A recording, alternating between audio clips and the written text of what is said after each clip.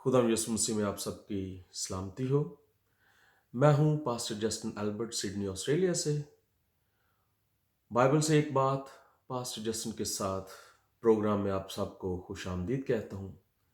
और आज का मेरा टॉपिक है कि एक गलती ने पूरी दुनिया को हिला के रख दिया, या a mistake jiggle the world.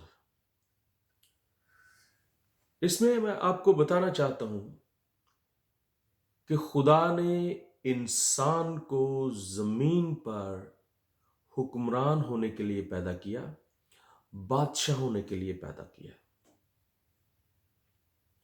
और अगर हम उस तरह के मेंटेलिटी ना रखेंगे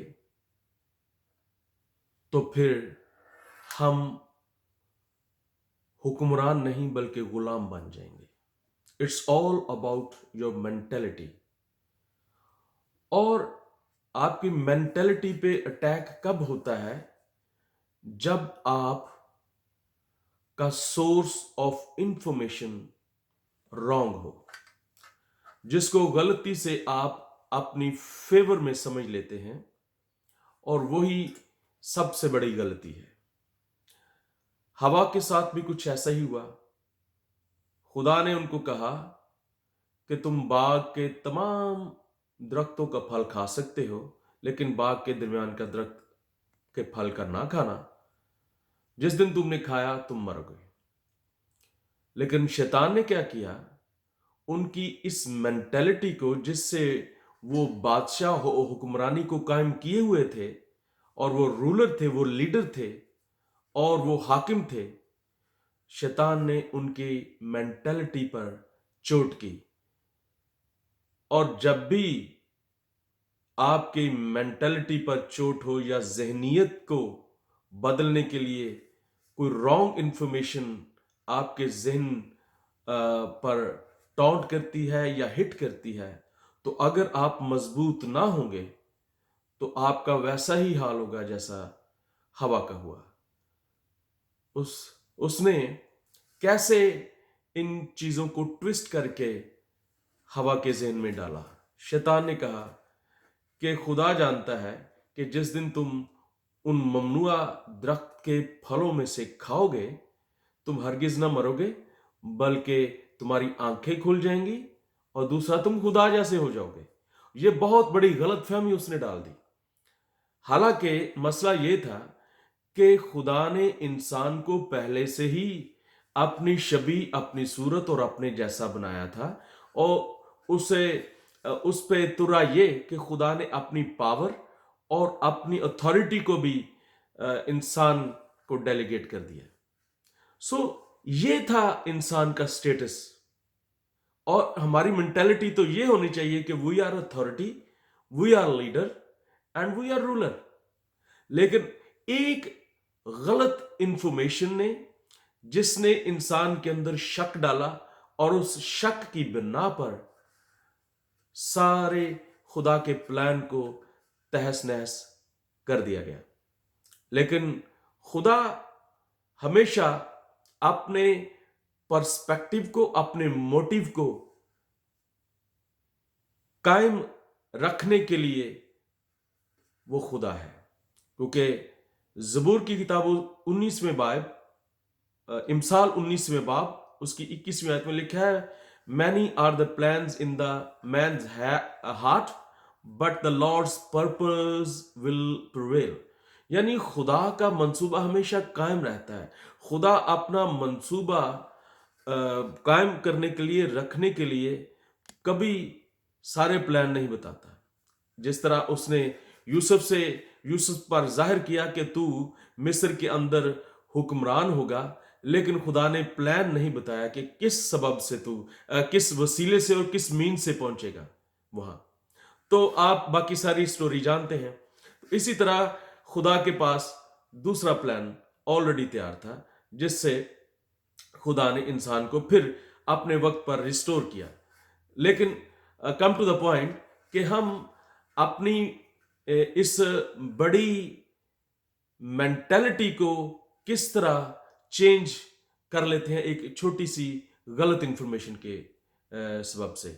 ایک انفارمیشن، رانگ انفارمیشن آپ کے سارے پلان کو تہس نہس کر دیتی ہے.